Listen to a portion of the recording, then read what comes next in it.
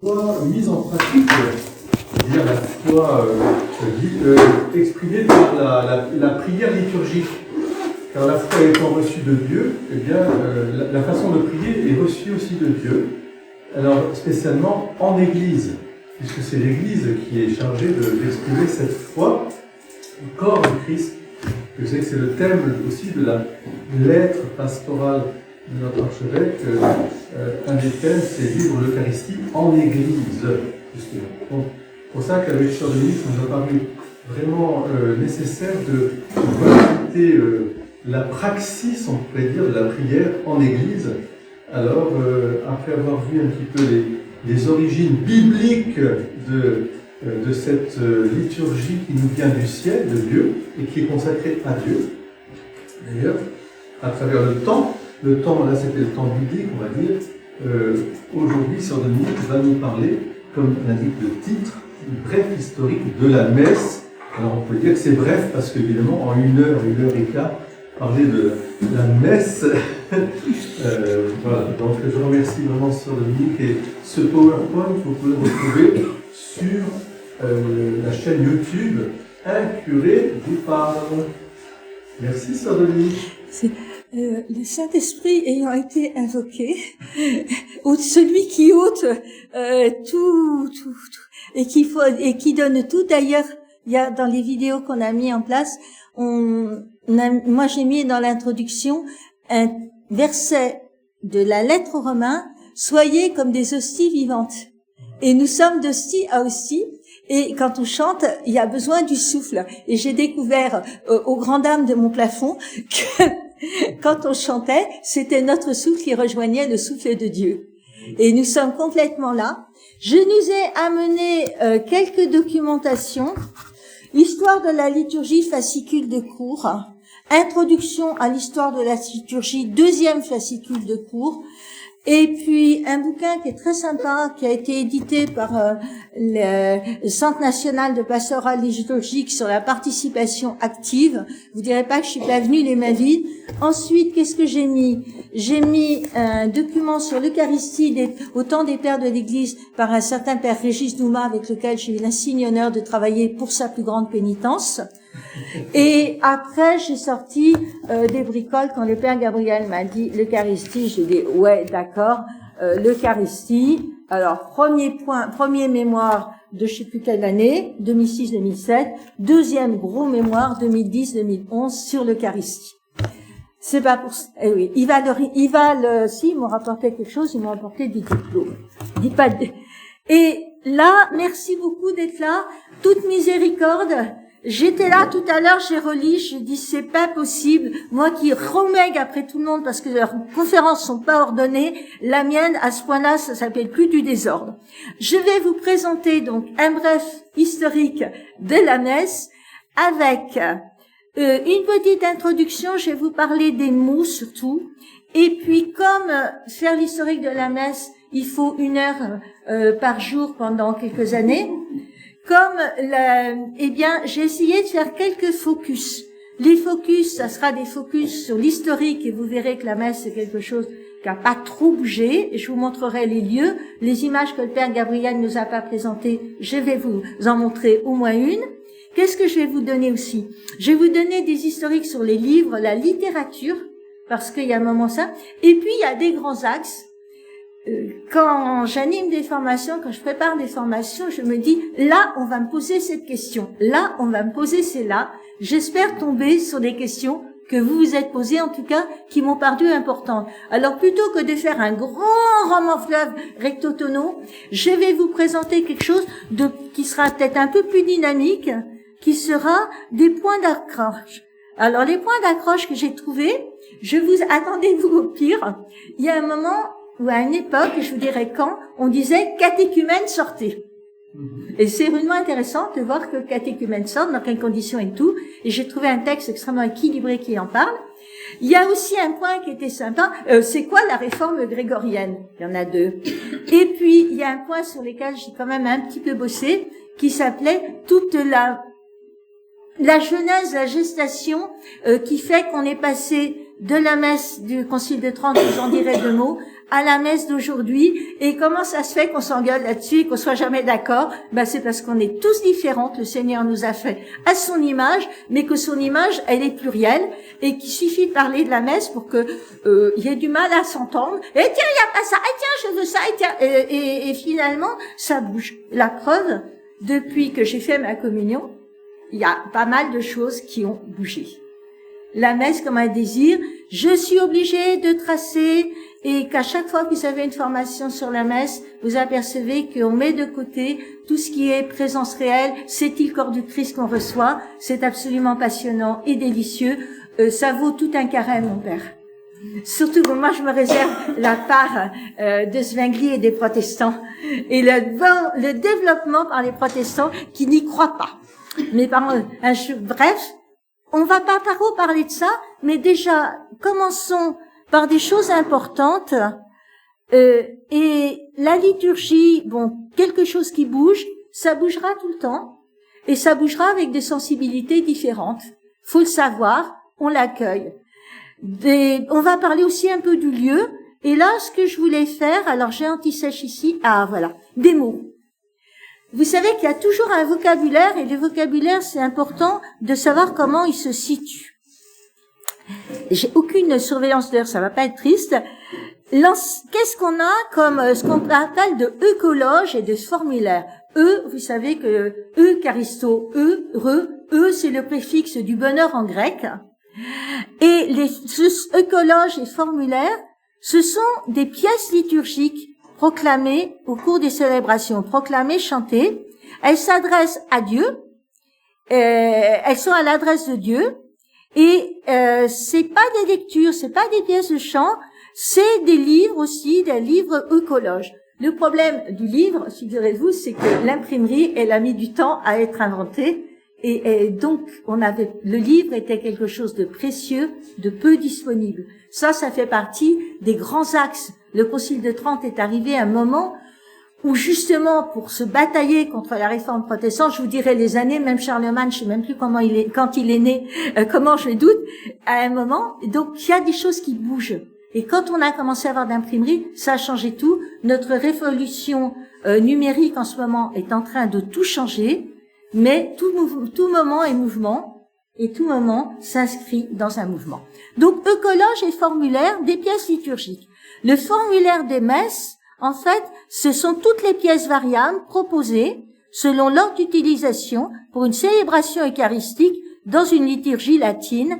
On parle de sacramentaire et de missel. Ne vous étonnez pas si on célèbre pas la messe partout pareil, et qu'il y a des tendances, c'est qu'en plus les moyens de communication étaient ce qu'ils étaient, les gens communiquaient beaucoup plus difficilement que maintenant. Alors chacun fait sa petite sauce, et ça je vous en dirai deux mots, parce que c'est sympa de voir que un tel il faisait comme ci, comme ça. C'est un tas de petits détails, mais vous savez que le démon se cache dans les détails, et il y a moyen de pas être content. La preuve, la polémique avec la messe tridentine actuelle, je dis elle est là, mais c'est toujours le bon Dieu qu'on reçoit. Alors c'est ça qui est bon. Donc liturgie, d'où ça vient? Ça vient du latin liturgia, qui est transcrit du grec leiturgia, qui était employé dans différents contextes avec des significations variées. Donc dans le vocabulaire des institutions civiles, on a piqué le vocabulaire du temps. C'est en fait le Seigneur a inspiré le vocabulaire du temps, et à ceux qu'il a inspiré, il a redonné les choses. Toujours Dieu premier.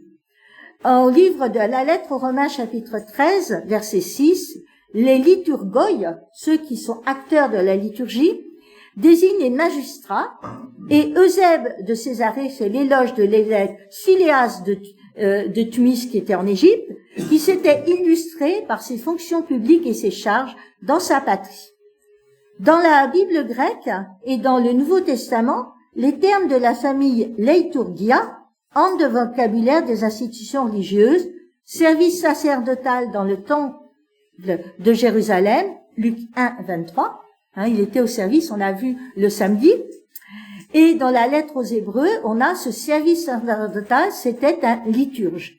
Le ministère du Christ, que le Christ a fait en tant qu'il est au service, Hébreux 8, 6, liturge.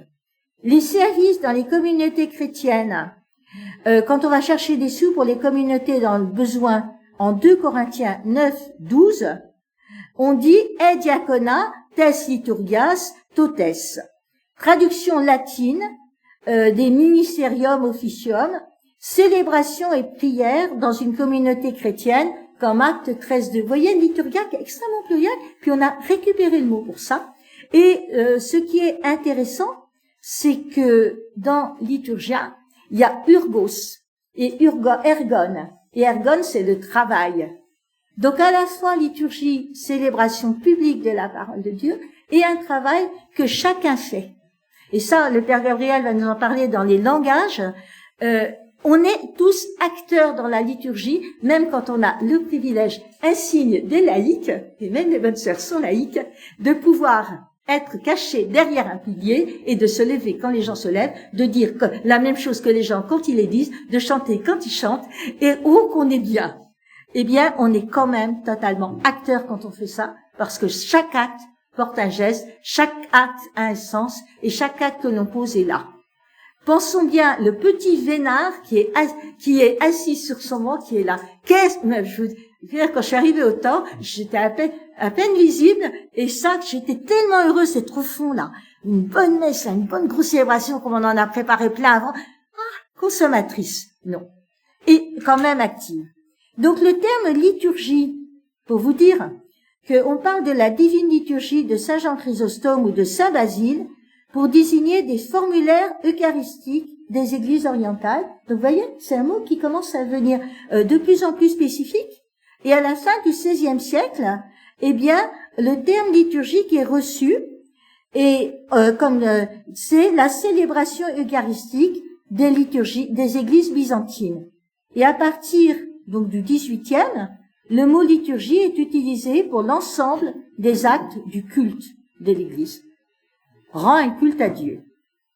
Auparavant, on recourait à d'autres expressions dont je vous fais grâce, et dans mon texte, je réponds oui, Père Gabriel, la liturgie est bien sûr œuvre de Dieu, mais elle est urgie, action, œuvre de tous ceux qui y participent, et le Concile Vatican II a bien insisté, mais c'était pas le premier, sur la participation active des fidèles, d'où cet opus 241 de la Maison Dieu, écrit après mon mémoire de Saint-Liturge. Sinon, je n'aurais même pas eu le droit de prendre le sujet.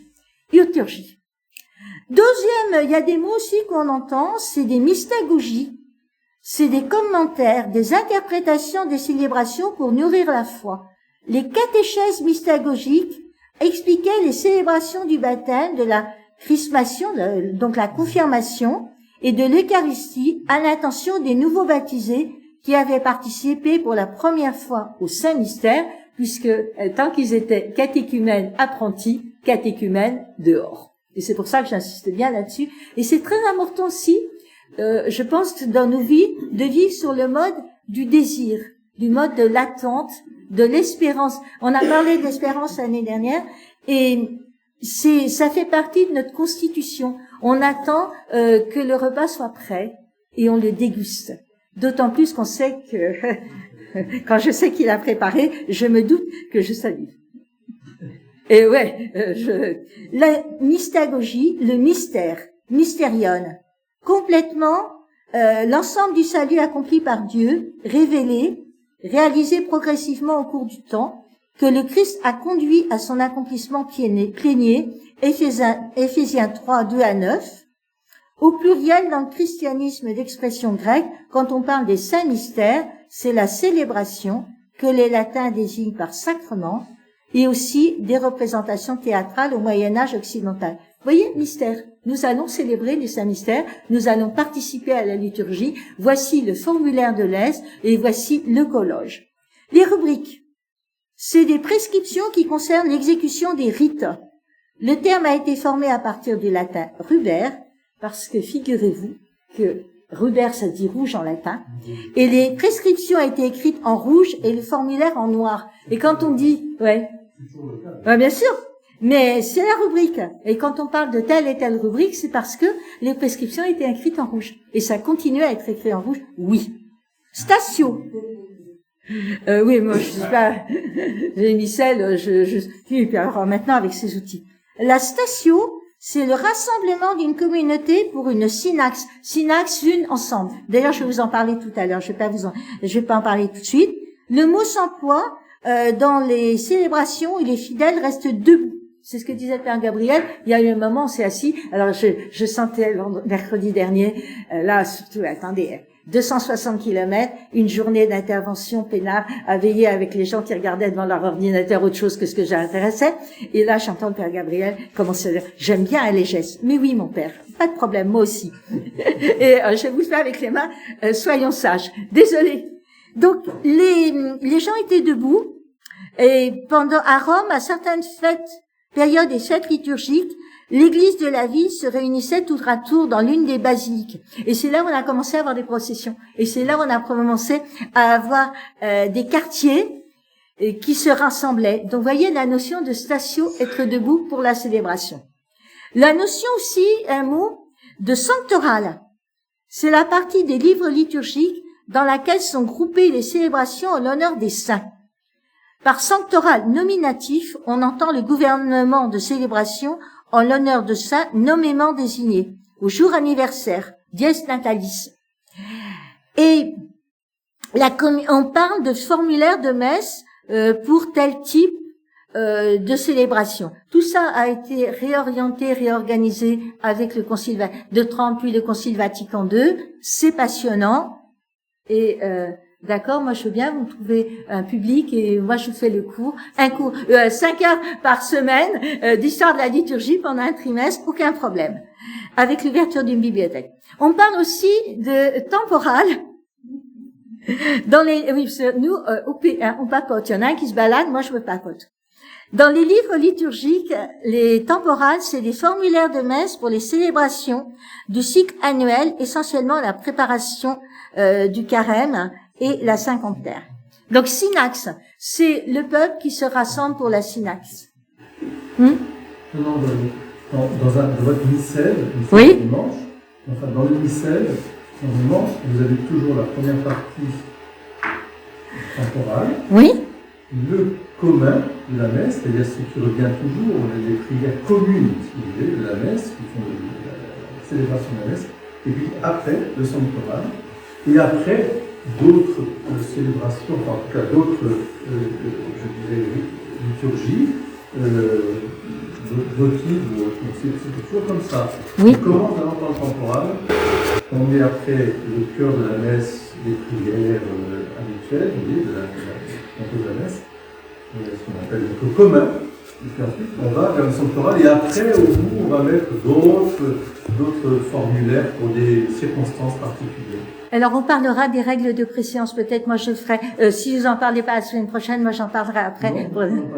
J'en parlerai après, oui. Parce qu'il y a des préséances et il y a des fêtes de préceptes qui ont qui prennent le pas sur le dimanche, et puis il y a des fêtes qui se déplacent parce que elles ont pas la priorité, c'est pire qu'au volant, et on a son permis de vivre la messe. Les sacristines vont s'arracher les cheveux. Oui, n'oubliez pas, il y a aussi la volonté du curé.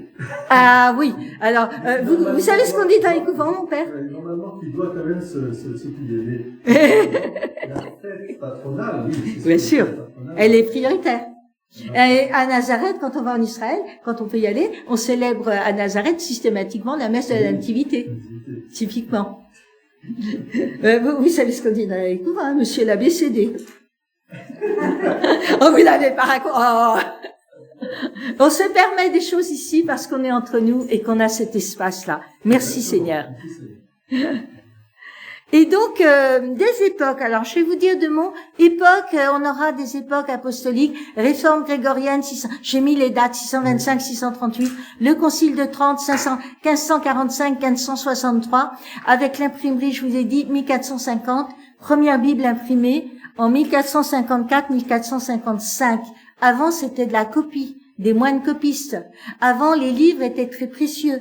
Saint Dominique avait un évangile de Saint Matthieu. Saint Dominique, c'est 1170, 1221. Lui, pour une fois que je retiens une date, eh bien, il avait un livre, son évangile, c'était quelque chose en pied, en peau débile. C'était vraiment en parchemin. Donc, ça valait extrêmement cher et il l'a vendu pour nourrir les pauvres.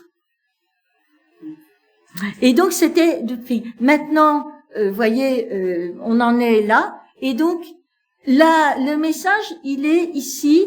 Il y a vraiment des moments très charnières qu'il faut bien retenir. Et après, il y a le mouvement liturgique qui petit à petit a fait que de la fin du 19e siècle au milieu du 20e jusqu'à eh bien, on a changé beaucoup de choses et et c'était tout un mouvement dont je vous dirai 2 mots. Et ça, c'est le menu, là. J'en ai pas l'air. Et puis, 2 mots sur le Concile Vatican II, 1965, et qui a révolutionné la messe. Ma mère a dit, maintenant, on voit le prêtre de faire, Moi, je n'ai pas trop connu cette messe-là, d'autant plus c'était avant ma communion. Et je rends grâce à Dieu à tout instant d'être là, de vous présenter. Vous voyez, descente orale, l'organisation des missels. Oui, je vais vous donner des notions d'organisation des missels. C'est un peu ordonné et beaucoup éparpillé. Qu'est-ce que je vous ai mis? Des constantes. Des époques, donc on a fait, on a dit, des constantes sur le contenu. C'est clair que à chaque fois, dans toutes les célébrations liturgiques, vous avez un rassemblement, la notion de rendre à Dieu sa célébrité, on célèbre le Seigneur, le peuple vis-à-vis de lui vis-à-vis de nous, et le rencontrer. Il y aura toujours des lectures, il y aura toujours des chants, il y aura toujours la fraction du pain et Jésus qui se rend présent par un ministre, qu'un jour j'ai demandé à un curé à lui sur ça, il faudra m'expliquer un truc, mon père. Vous m'avez dit, vous dites ceci est mon corps, et vous, la même chose, même truc. Vous me dites le corps du Christ, faudrait savoir lequel c'est. Le vôtre ou le sien? Moi, je posais des questions à l'époque. On sent vraiment. Et après, oui, mais je suis une personne à Christ. Quand je célèbre, je suis le Christ. Vous savez bien. D'accord, c'est parfait. Vous le savez bien. Et j'ai trouvé ça très rigolo. On le dit là, c'est bien le corps du Christ. Il y en a plein des mignonnes. Il y a l'envoi, évidemment. L'envoi ite missa est, d'où le nom de messe. Te voici envoyé. C'est bon pour ça. Et ça, c'est des constantes. Vous regardez au 1er siècle, et évidemment, moi j'ai craqué parce que les textes nous ont été présentés. Je ne suis allée que dans le Nouveau Testament, très vertueuse. Je déborde de partout, mais pas là. 1 Corinthiens 11, j'ai moi-même reçu. Alors ça vient de Paul, j'ai moi-même reçu ce qui vient du Seigneur et je vous l'ai transmis. La nuit où il était livré, le Seigneur Jésus prit du pain. Puis, ayant rendu grâce, il le rompit et dit, « Ceci est mon corps qui est pour vous. Faites cela en mémoire de moi. » Après le repas, il fit de même avec la coupe en disant, « Cette coupe est la nouvelle alliance en mon sang. Chaque fois que vous en boirez, faites cela en mémoire de moi. Ainsi donc, chaque fois que vous mangez ce pain et que vous buvez à cette coupe, vous proclamez la mort du Seigneur jusqu'à ce qu'il vienne. » Ce texte, c'est la première lecture au jeudi saint, et c'est la seule fois où les laïcs prononcent les paroles de la consécration. Ils rappellent ça. Mais je dis ça vraiment là, je suis en mode coquille. La lettre aux Corinthiens nous rappelle le cœur du système, et c'est ça un petit peu quelque part qui va changer, qui va nous faire évoluer depuis la liturgie de la synagogue. Je vous donne ça, donc diapo 6, et oui c'est bon, j'ai même fait les comptes tout à l'heure. Ensuite, pour les personnes qui se sont commis à suivre les formations à l'Apocalypse, voilà les bénédictions. J'ai voulu vous remontrer cette diapo parce que je pense que c'est important de voir que dans la synagogue, il y a l'anamnèse, donc l'historique et la bénédiction de la création, la bénédiction de la Torah, Shema. Vous voyez, Shema Israël, le Seigneur ton Dieu est un.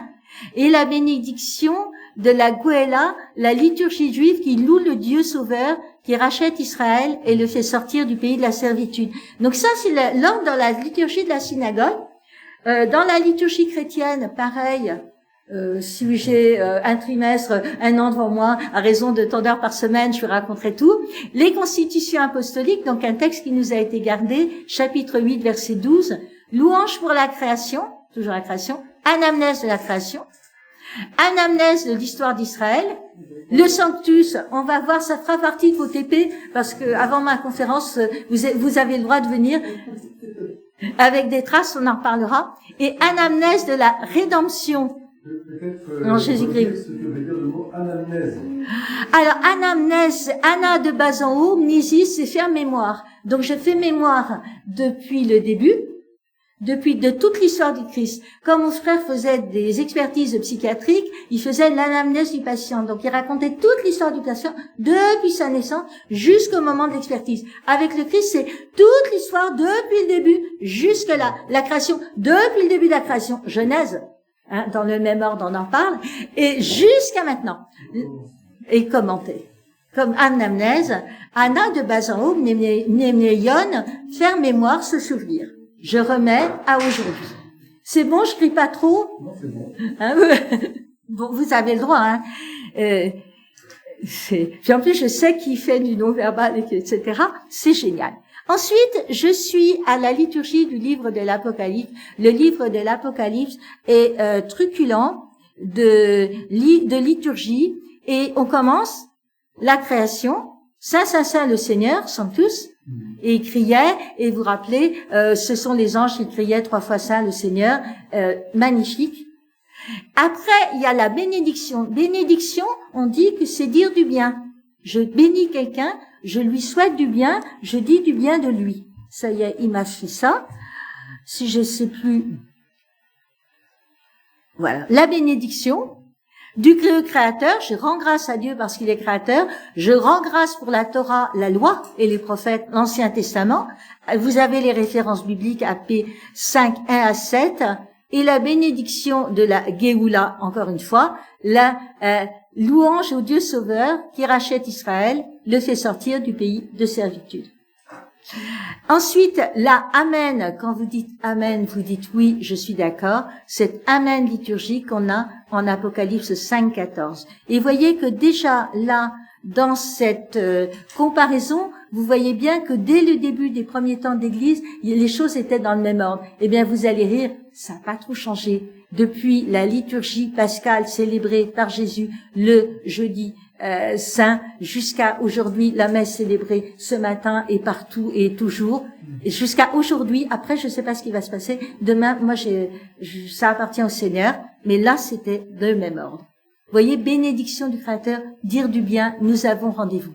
Je vous ai offert la comparaison entre la Didaché, qui est l'un des premiers témoins, les premières traces des liturgies chrétiennes, des premiers chrétiens, chapitre 10, verset 6, 1 Corinthiens 16 et Apocalypse 22, donc la fin du livre de l'Apocalypse. Invitation. Si quelqu'un est saint, qu'il vienne. Que celui qui a soif vienne. Tout le monde est bienvenu. Vous êtes chez vous, vous serez accueillis, aimés, bisoutés, cajolés. Si je ne vous ai pas sauté au cou tout à l'heure, je n'ai pas osé, mais je vous assure, j'aurais fait. Ensuite, il y a une admonition. Dans la Didaché, on nous dit, si quelqu'un n'est pas saint, qu'il fasse pénitence, et Maranatha vient. Et vous voyez que on retrouve les mêmes choses, 1 Corinthiens. Et l'invocation de la grâce. On invoque le Seigneur, que ta grâce vienne. Et l'introduction à la grâce du Seigneur Jésus soit avec vous. Avec vous tous. Apocalypse 22, la fin du livre de l'Apocalypse. Bien avoir ces passages, cet ordre, c'est toujours, nous avons rendez-vous, nous allons rendre grâce à Dieu et nous allons lui demander sa grâce. J'ai rendez-vous. Moi, je dis toujours que la messe, c'est un rendez-vous d'amour. Une promenade sentimentale. En plus, moi, je me gêne pas, hein. J'ai rendez-vous avec mon cher et tendre. Il m'a sonné les cloches.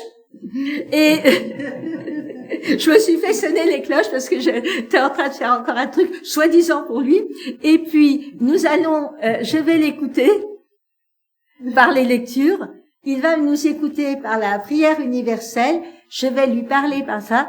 Et nous allons nous unir par la communion. Et nous allons être envoyés pour célébrer ces merveilles après. Une promenade sentimentale qui est dédiée et que vous avez parfaitement le droit d'offrir à votre époux. À vous, quand vous rentrez chez vous, je viens de faire une promenade sentimentale, je te l'offre. Je l'écoute, il m'écoute. C'est fabuleux, la messe. C'est une vraie rencontre. Moi, mais la messe, c'est beauté. Et attends, moi, je me comprends comme quelqu'un qui a désiré la communion pendant, pas 19 ans, parce que je savais pas, mais j'ai pas voulu communier le jour de mon baptême. Et j'ai eu cette chance d'être à une époque où on pouvait ne pas le faire.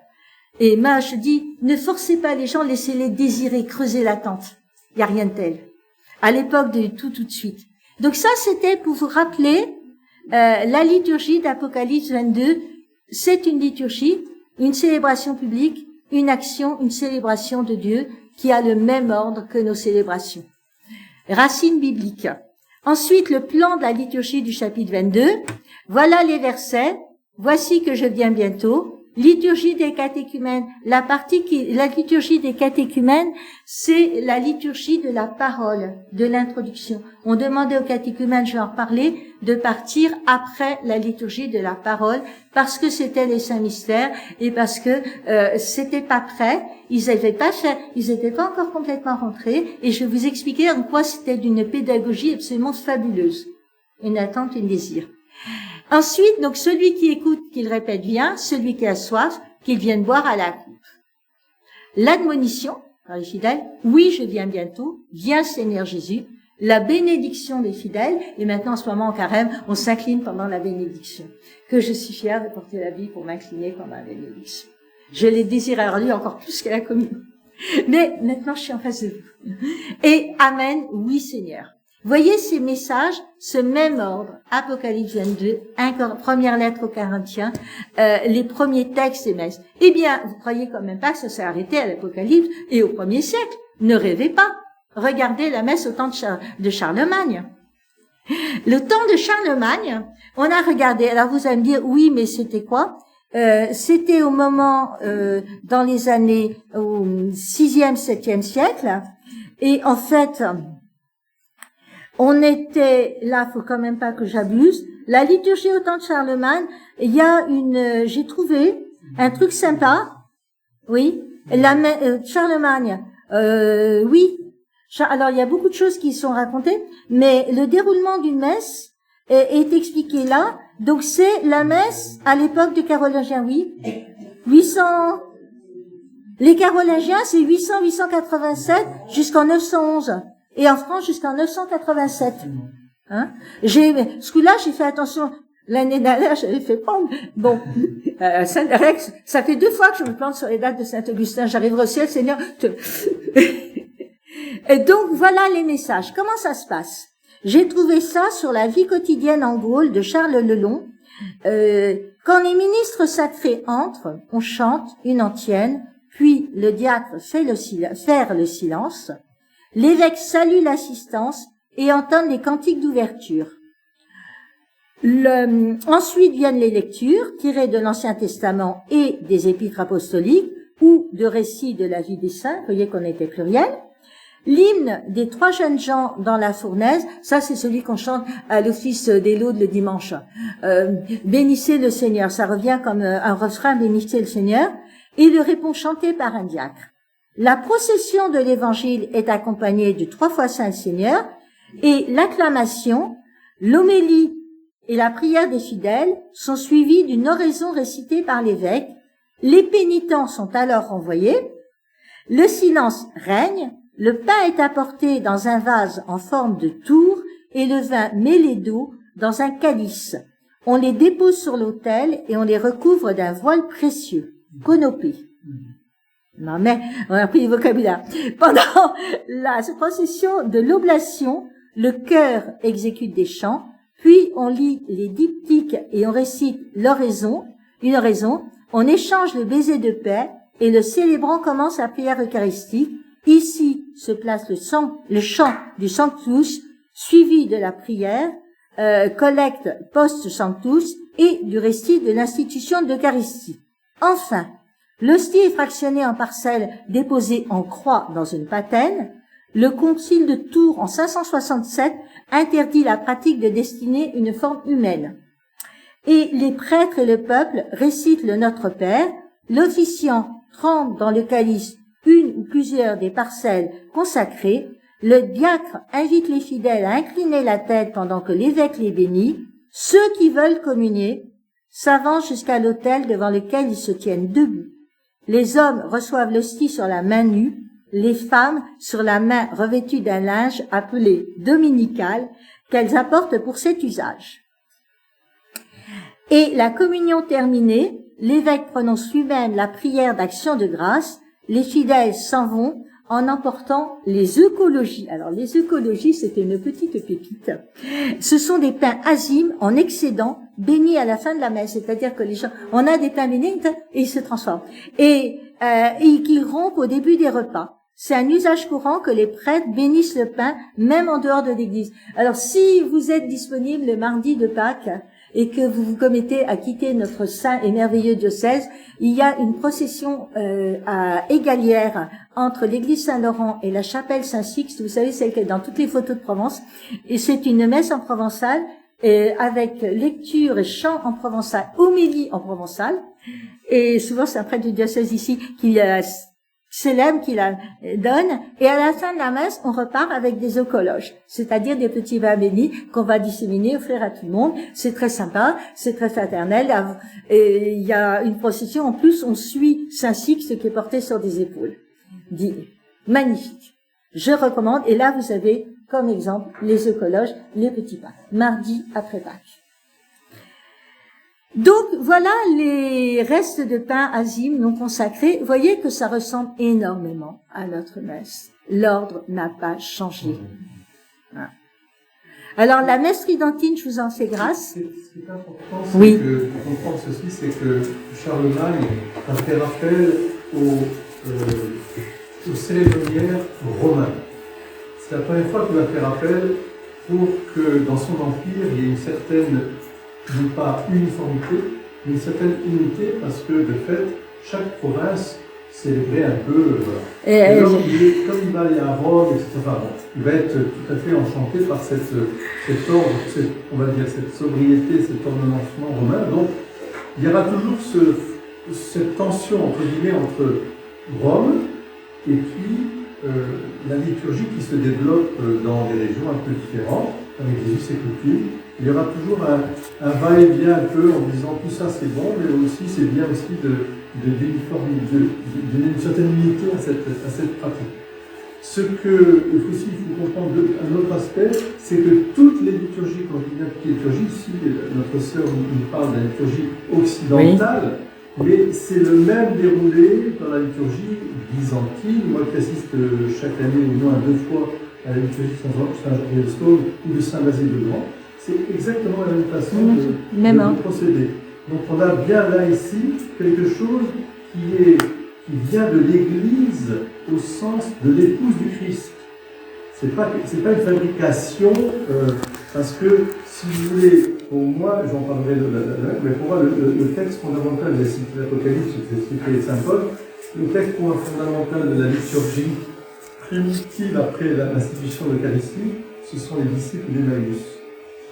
Et on pourrait faire un tableau de la façon dont Jésus les rejoint, et eux ici, ils sont rejoints, et qu'est-ce qu'il leur dit, la parole, enfin tout, etc. On peut même l'ajouter au diaporama, parce qu'il est je sais où il est.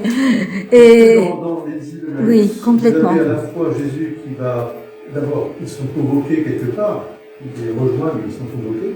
Qu'est-ce que va faire Jésus? Il va commencer par leur dire l'Écriture, la parole de Dieu, pour les fortifier dans leur foi, etc. Donc, on imagine que ça dure longtemps.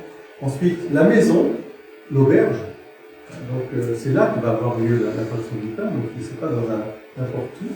Et puis au moment de la fraction du pain, ils vont le reconnaître. Voilà. Donc il y a quelque chose de très liturgique. Extraordinaire. Extraordinaire. Je l'ai pas pris parce qu'il y a une telle insistance sur la fraction du pain là que je tenais à insister sur les lectures, à la compréhension de la parole. J'ai eu une magnifique homélie sur ce sujet. Et qu'est-ce qu'il leur a dit? Et c'est ça, qu'est-ce qu'il a pu leur dire à ses disciples d'Emmaüs pour qu'à la fois ils l'écoutent, mais qu'ils ne le reconnaissent pas? Qu'est-ce qu'il a pu faire en Luc 24? C'est clair que c'est véritablement ça, comme archétype. Je vous rejoins totalement. Et ils étaient que 2. Moi, je suis dans les fidèles. Et c'est aussi pour ça que je garde ma position et je reste dans les fidèles et je regarde ce qui s'est passé aussi avec Charlemagne. Il y a eu pas mal de mouvements Politique, oui, il y a des liturgies dans ces opuscules-là que j'ai quand même travaillé à leur heure. On nous disait, mais il n'y a pas que la Gallicane, et puis après, on s'explique sur ceci, sur cela. Oui, mais moi j'ai raison. Oui, mais Jésus, il m'a inspiré comme si. Oui, mais moi, et puis, on essaye d'avoir une unité, et le pape essaye de donner une unité, et ça devient très compliqué, parce que il y a des multiples liturgies ambrosiennes aussi. C'est Saint Ambroise qui a lancé des liturgies magnifiques. On a des pièces liturgiques qui sont fabuleuses, et c'est pour ça que je vais faire un petit focus sur le grégorien. Et il y a deux réformes grégoriennes importantes, mais vraiment se dérouler, oui, les disciples d'Emmaüs, oui, le livre d'Apocalypse, oui, 1 Corinthiens, et oui, surtout la liturgie de la synagogue, la liturgie de Pâques, qui est la première messe célébrée par Jésus. Et là, Régis Zouma a fait un très très beau boulot là-dessus. Je garde précieusement mes petites choses là-dessus. Ça va vous avoir un peu de courage, mais moi j'ai des petites images à vous montrer et des gros trucs. Voilà la synagogue que j'aurais aimé voir la semaine dernière, et voilà comment elle est. C'est une synagogue alors libre de droit. Laure, il n'y a pas de souci. Voilà comment elle est. Elles sont toutes orientées. Oui, je suis désolée, je suis pas orientées et tournées. Alors, nos églises sont tournées vers l'Orient, les synagogues sont tournées vers le temple de Jérusalem, avec une armoire de la Torah. La tribune ou Béma d'où on va lire la Torah tournée vers Jérusalem, et les bassins de purification. Donc, qu'est-ce qu'il m'a raconté? Lui, Metzger, mon prof, nous disait, le formateur qui invente quelque chose, on sait qu'à se faire rassembler. Vous savez, nous on est comme des couturières, si vous voulez, quand on forme. On prend des choses, on prend un morceau de tissu et puis on va l'assembler d'une façon un petit peu différente. Ça va faire notre vêtement. Eh bien, quand on forme, on va chercher tel élément en disant toujours d'où ça vient. Et donc, la liturgie chrétienne n'est pas liée à un édifice ou à un local déterminé, d'où sa grande souplesse dans des adoptions de plans. Et pourtant, il y a toujours tourné vers l'Orient. Qu'est-ce que j'ai mis? Ah oui, j'ai mis une maison église. Au début, les gens célébraient dans les églises maisons. Alors, je reprends, c'est pas de l'heure. L'armoire de la Torah, donc les rouleaux des Écritures, devant laquelle on allume le chandelier à 7 branches qu'on appelle Ménorah. La tribune, en grec Béma, avec le pupitre des lectures, la chaire de Moïse, tournée vers l'armoire de la Torah, réservée au président, dépositaire de la tradition, et le banc des anciens. Vous l'avez ici. Qu'est-ce qu'on aura? L'entrée dans l'édifice se fait en passant par un atrium ou un portique qui comporte un bassin de purification. Nous avons repris l'idée avec l'eau bénite à l'entrée. Les archéologues ont trouvé des synagogues édifiées selon différents plans. On a vraiment dans ce type de plan l'attribution des places à l'intérieur de l'office. Catherine, reste assise, bouge-toi les oreilles. Je veux que tu te bouges les oreilles, sinon je parle pas. Les femmes prennent place derrière les hommes et par la suite, on leur réserve les tribunes. Les locaux annexes. Je sais que je peux. L'école rabbinique, la salle pour les repas communautaires dans la diaspora en particulier. Très vite, on parle du repas communautaire. C'est clair que dans une église, on considère qu'il y a 2 tables, la table de la parole et la table eucharistique, et la troisième mi-temps, le repas partagé. Très vite, Saint Paul aux Corinthiens, dans ce que je vous ai donné, a passé une rouste qui s'appelle même plus que ça, une ramonée aux gens, parce que figurez-vous que pour le repas, c'était entre soi. Et ceux qui avaient les sous mangeaient avec leurs sous ce qu'ils avaient de bon, et les pauvres étaient priés d'aller voir ailleurs, même pas les miettes. Donc, si vous voulez, Saint Paul mais leur a flanqué, mais la ramonée du siècle, premier, là-dessus, en leur disant, ça se fait pas. Et du coup, on n'a plus mis la salle du repas après de cette façon. Quand on voit comme c'est harmonieux ici, après la messe les jours de l'école du doute, où tout le monde partage tout, on se demande pas si quelqu'un a des sous ou pas, on s'en fiche, on partage, au premier siècle, ça a eu du mal à se mettre en place. C'est vrai, chez les Juifs, c'est ça, c'est vraiment ça, c'est un partage. Oui. C'est la suite.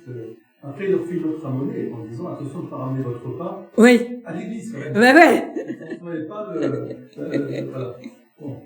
Oui, ça, je sais ce que. Bref, n'insistez pas. Les églises ne sont pas des lieux où on amène son pique-nique, sauf dans des cas d'exception extrêmement importants. Moi, j'ai gardé un souvenir.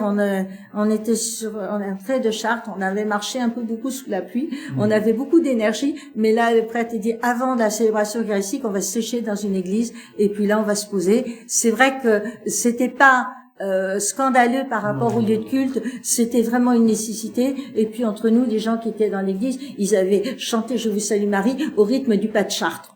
Le pas de Chartres à côté, c'est une belle balade. C'était trop bien. Et pour vous dire que on sait aussi assouplir, et il faut. Grâce à Dieu, nous sommes souples. L'église maison. Voilà ce que c'était. Il est pas, donc on est là, on a une église maison, donc vous voyez, l'abbé Main est là, les marches, le reliquaire, toujours été très insistant sur les reliquaires et sur les reliques et sur le ménage des reliques. Ça, c'est la deuxième réforme grégorienne qui était pas piquée des verres. Je parle mal, hein. Le sanctuaire, la villa était là, avec une tombe, un porche, une cour avec un portique. Je voulais vous montrer l'église maison à Kirkbizet. Elle vient de ce premier truc, de l'introduction à l'histoire de la liturgie. Il nous a donné des bons trucs. Ça date peut-être un peu, mais c'est vraiment pratique d'avoir ça. On a plein de petites images, plein de petits croquis.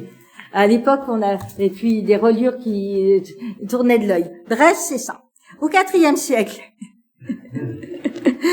Persécution, les communautés chrétiennes ne sont plus contraintes de se tenir secrètes leurs réunions, et comme elles ont besoin de locaux plus vastes, et sous l'impulsion de l'empereur Constantin lui-même, de nombreux lieux de culte sont édifiés dans le monde, tout le monde chrétien de l'époque. Alors, un chrétien Orient-Occident, ok, il n'y a pas de souci. Et à cette époque, la construction de vastes locaux pour de grands rassemblements était pratique courante. Il avait existé un modèle d'édifice qui répondait aux besoins, à de tels besoins, ce qu'on appelle la basilique. Alors que maintenant, quand on parle d'une basilique, c'est qu'elle est dédiée à une intention précise, à un lieu précis. Basilique du Sacré-Cœur à Paray-le-Monial. La Bonne Mère à Marseille. Basilique. Grande ville, c'est couvert. On peut élargir avec des nefs latérales, habituellement couverts par un toit de tuiles sur charpente de bois, avec parfois des voûtes, comme qui repose sur des colonnades, et ça va servir à la construction d'églises plus vastes que les églises maisons. J'ai été rapide, courte, mais enfin pas courte, un cours. D'abord, pourquoi on parle d'un cours? C'est long. Je comprends pas. Je suis désolée. Ce qui est important, c'est que toujours on cherchera à orienter. Mais toujours, oui. Tourner vers l'Orient. On sait où on va. C'est-à-dire que vraiment, il y a cette, même quand on ne peut pas, quand au départ, par exemple à Saint-Pierre, Saint-Pierre et Saint-Paul, enfin, la basilique du pape, la cathédrale, non, c'est la basilique, il est face au peuple. Il n'est pas face au peuple parce qu'il veut être face au peuple. Il est face au peuple parce qu'il ne peut pas faire autrement pour être tourné vers l'Orient. Alors qu'à Gordes, on a eu des problèmes. L'église de Gordes, elle est sur la géographie, le lieu ne permettait pas d'être orienté, tourné vers l'Orient. Vous voyez, quand on est désorienté, allez dans une église où vous allez être tourné vers l'Orient droit et tous les vents alignés, comme autant de peuples de Dieu, tous dans la même nef, tous dans le même bateau. C'est ça, mon père, qu'on dit? Bon, alors, avec le cœur à l'ouvrage, avec H et Chanzac. C'est comme Parisiens et Pharisiens. Les Hachemets, Chou. Ben, écoutez, vous êtes vivants, je sais pas, un truc recto-tono. Ah, mais ça m'est déjà arrivé qu'une fois, à la lecture de l'évangile, il y a un petit qui a dit, j'aime Jésus parce qu'il est pour l'OM, il est contre les Parisiens. Et voilà! Ça, c'est rien, mon père, à côté de certaines qui sont truculentes et qui ne passeront pas en audition. Lecture du livre de Ah oui, ça sera bien fait. Hein. C'est ça le problème. Alors, vous voyez, pour vous, la structure de l'Église, les lieux, la structure de la liturgie, les ordres qui sont respectés, l'orientation, la place de la parole, la place de la fraction du pain et le pain qui sera rompu, le chant. Et je vais vous donner, pareil piqué là dans mes antisèches ici, les genèses des livres liturgiques. Et là, pourquoi je fais ça? Parce que a priori, c'est à l'époque, il y a une possible pratique d'un renvoi effectif des catéchumènes. Alors, je précise, j'ai trouvé quelqu'un qui exprimait très bien, ça ne doit pas être jugé comme discriminatoire. C'est simplement un souhait de préserver l'excellence des mystères, baptême, Eucharistie. Vous n'êtes pas baptisé, vous n'êtes pas introduit là, vous n'êtes pas rené en Seigneur, né pour la vie éternelle. Et on va mettre en œuvre une progressivité du catéchuménat. On veut pas priver les catéchumènes, mais on veut les initier peu à peu à la liturgie et au sommet que présente l'Eucharistie. On découvre, on s'imprègne, on comprend. Il y a plein de choses, on comprend pas. Alors les gens se plaignaient de la messe en latin, mais ils s'imprégnaient. Les gens en Russie se plaignaient de la messe en slavon, hein, c'est leur latin à eux, mais ils disaient finalement on comprend parce que on se laisse entraîner par le rythme et on comprend et on perçoit par nos sens, pas par nos oreilles et notre intelligence. Qu'est-ce que c'est que ce langage? Eh bien, on perçoit par imprégnation ce qui se passe. Et dans les années donc le renvoi des catéchumènes, dès les années 50-70 et jusqu'au moyen, selon Duchesne, le renvoi disparaît vers le 6e, 8e siècle. On ne trouve plus dans les livres liturgiques du 8e siècle aucune trace du renvoi des catéchumènes et des pénitents. Et donc, les catéchumènes, rassurez-vous, n'étaient pas les seuls à être congédiés. Avec eux, les possédés et les pénitents n'étaient pas admis au mystère. Ceux qui avaient tellement fait des grosses fêtes publiques qu'ils n'avaient pas droit. Et on n'aurait pas imaginé, durant les premiers siècles, que quelqu'un puisse être présent à la table du Seigneur sans y communier. Et il est contradictoire avec le signe du partage et de la communion d'être là sans y prendre part. Et là, ça pose beaucoup de problèmes pastoraux, que je suis heureuse d'être sœur. Il était donc naturel que les non-communiants, non baptisés ou excommuniés sortent avant l'Eucharistie proprement dite. On priait spécialement pour eux et le diacre leur donnait congé. On remarquera que le renvoi avant l'Eucharistie, encore une fois, ce n'est pas un rejet, c'est quelque chose de pédagogique, de thérapeutique, c'est un sens très averti de l'éducation et le sens positif d'un envoi. C'est pas sortez, c'est je vous envoie. Les catéchumènes n'étaient pas renvoyés, mais envoyés pour suivre leur instruction à partir des textes entendus. Et quand on parle de la messe des catéchumènes, c'est jusqu'à la liturgie de la parole. Bien le vivre et bien le percevoir. Moi, je me demande dans quelle mesure on pourrait pas éduquer nos catéchumènes à la liturgie comme ça. J'ouvre une porte, mais vous voyez, c'est important de comprendre ça. Puisqu'il y aura un partage du pain que tout personne Noël, eh bien, vous êtes exclus, vous partez après la liturgie de la parole. Vous l'avez entendu et vous allez poursuivre votre instruction. Les choses sont bonnes. Je crois que ce qui est très important à mon sens, c'est qu'ils vivent l'Église, l'expérience de l'Église. Parce que jusqu'à présent, maintenant on insiste beaucoup, d'ailleurs, je pense que le concile provincial de Paris va aborder cette question aussi. Effectivement, il y a les deux choses. Quand on a un groupe de catéchumènes qui participe absolument à la vie de l'église paroissiale, il y a déjà quelque part une catéchèse liturgique qui se fait par imprégnation d'ailleurs. Et donc on peut penser, et d'ailleurs c'est très beau de les voir venir aussi demander la bénédiction, vraiment d'une manière extrêmement... Il y a un grand désir, voilà. Oui. Parce que je revois ce que vous dites. C'est pour aiguiser leur désir et la fin de l'Eucharistie. Et oui. La fin de l'Eucharistie. Les pénitents, c'était clair, c'est qu'ils faisaient pénitence parce qu'ils avaient été... ils demandaient pardon pour leurs fautes publiquement. C'était des pécheurs publics, si je puis dire. Excommuniés, c'était encore plus... Ils avaient été excommuniés par l'Église officielle, ils ne pouvaient pas. Donc il y avait vraiment ce désir de préserver toute atteinte à l'Eucharistie, un sacrilège, entre guillemets. Et pour les pénitents, c'était aiguiser aussi leur désir. C'était vraiment aiguiser leur désir. Bien sûr. Ils avaient un Pâques, ils pouvaient communier, etc. Et voilà, donc je pense qu'on va avoir des ajustements. Oui. Dans le rituel, c'est toujours indiqué. le rituel des catéchumènes, enfin de l'initiation chrétienne, avec toujours une possibilité qui reste aussi. Oui. Ce n'est pas une obligation. Bien sûr, je sais pas, mais il faut regarder comment on s'organise Voilà. et comment on les prépare et qu'est-ce qui va susciter pour eux Moi, la soif. Je Oui. c'est juste quand justement les catéchumènes ne participent pas de manière habituelle Oui. à la liturgie. Et on a le cas parfois de catéchumènes qui viennent sporadiquement à la messe et qui ne comprennent pas grand-chose. Nous, on dit ça en Lorraine, Oui. les enfants catéchistes. Alors, les enfants catéchistes. Effectivement, à la fin des lectures, Oui. et reviennent au pater. Alors oui, ils reviennent, mais alors là, ils assistent quand même à la communion. Là, c'était plus par les enfants catéchisés, c'est parce que on leur fait une catéchèse, pour que ce soit pas trop long pour eux, etc. Que voilà. Donc c'est une autre façon de voir un peu les choses aussi, et qui était son utilité.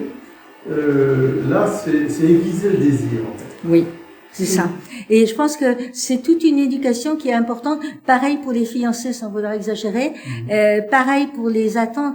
C'est clair. C'est clair. Les fiançailles, pourquoi l'Église ne pas de consommation avant? Enfin, oui, le fiançailles. Parce que c'est comme un écrin. Oui. C'est l'amour. C'est pas parce qu'on est contre l'amour. Non. Mais c'est parce que justement, cet amour conjugal s'exprime pleinement dans le mariage et l'établissement d'un couple devant les hommes et devant Dieu. Et que la finalité du mariage étant ouvert à la vie et à la procréation, il y a quelque chose. D'ailleurs, c'est intéressant ce que vous dites parce que beaucoup on a à peu près 17 couples qui se préparent ici. Donc les tables sont pleines, eh bien, la plupart vivent ensemble, ont déjà des enfants. Et souvent, la réflexion vient et dire, on regrette quand même donner une noce. Eh oui. Et oui. Et parce oui. qu'ils voient bien qu'il y a quelque chose là qui est sacré, de l'ordre du sacré, la sacralisation. Et c'est pour ça qu'on a parlé aussi de sacramentaux, tous les côtés sacrés, les pas vers le sacrement et le pas vers le désir. Et c'est important. Ce qui veut dire qu'il y a une éducation oui, sacrée. Oui, bien sûr, une éducation est fondamentale. Ce n'est pas péché, oui, c'est pas de l'ordre moral, c'est de l'ordre de l'appréhension oui. du mystère. La pédagogie, le désir, la soif, à comment présenter, oui. Et c'est important de... c'est pour ça, moi, je voulais vous parler de ce renvoi des catéchumènes. Je voulais vous montrer qu'à un moment de la liturgie, on était en période de soif. Allez continuer à vous éducationner. Nous, dans l'ordre dominicain, c'est pas difficile. Quand on a fini un cours, on se demande il faut préparer le prochain, celui où on va s'apprendre. Écoutez, tout au long de la vie, hein. Et donc, oui, c'est notre grande grâce. Renvoi des catéchumènes, la question d'où vient le missel romain. Donc ça, j'ai trouvé pareil mes cours, Marcel Metzger qui nous a donné ça, les livres liturgiques romains. On commence par une tradition orale. La Bible est le seul livre disponible à la liturgie. Les différents acteurs de la célébration connaissent leur rôle et les traditions écologiques. Vous êtes imbattable pour savoir ce que c'est qu'un écologe. Je vous en ai parlé tout à l'heure. Et j'ai essayé de pas parler trop dans le désert, les pauvres, avec mon style à que je t'attrape tout le monde. Constitution de recueil, des livres pratiques au VIe siècle. Et voyez un petit peu toute cette progression jusqu'à au missel des fidèles, avec les initiatives privées avec approbation, les éditions officielles, et puis quelque chose qui est paru récemment, qui permet de suivre la messe, tous les temps de la messe, avec les lectures, on s'accroît, missel vivant, qui est apparu. Il paraît que c'était un article dans la 3, il y a une copine qui nous a passé le lien, et c'est très pratique parce que maintenant on saura comment les appeler. Il n'y aura plus besoin seulement d'avoir son anti-sèche sur smartphone ou le magnifique document préparé par Laurence. Bon, moi on avance. Donc voilà le missel romain. Une tradition orale, une tradition écrite. Vous avez vu, j'ai insisté bien sur le moment où l'imprimerie nous permet. Maintenant, le moyen de communication électronique nous permet Et deuxième point, l'ancienne littérature liturgito-canonique, tableau des filiations, toujours les mêmes. Alors, vous avez des collections, des compilations, des synodes, des octateux clémentins, et les documents originaires entrés dans leur compilation. En fait, il y a eu différentes compilations de documents qui permettaient d'avoir les lectures et les célébrations avec, vous avez vu, la célébration des saints.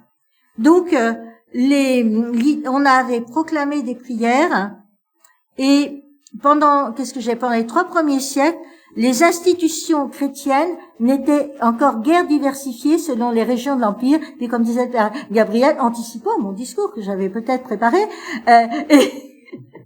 mais quand vous êtes en train de préparer ça, c'est la vie. Les églises du bassin méditerranéen étaient reliées entre elles par l'appartenance à une même culture et par la relative facilité des communications. Et puis on s'est étendu dans le monde.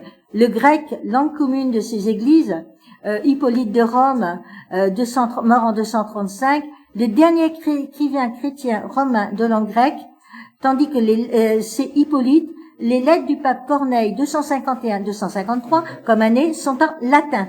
Et les premiers documents chrétiens en latin proviennent d'Afrique proconsulaire Carthage, mais on sait que Tertullien, mort après 200, premier grand auteur chrétien latin, écrivait parfois en grec, il est passé de l'un à l'autre. Maintenant, si on veut communiquer, on essaye de jasminer l'anglais. Il n'y a rien de tel qu'un Hollandais pour bien parler en anglais, moi je comprends tout. Par contre, et ça c'est le même problème avec les gens qui apprennent la grammaire.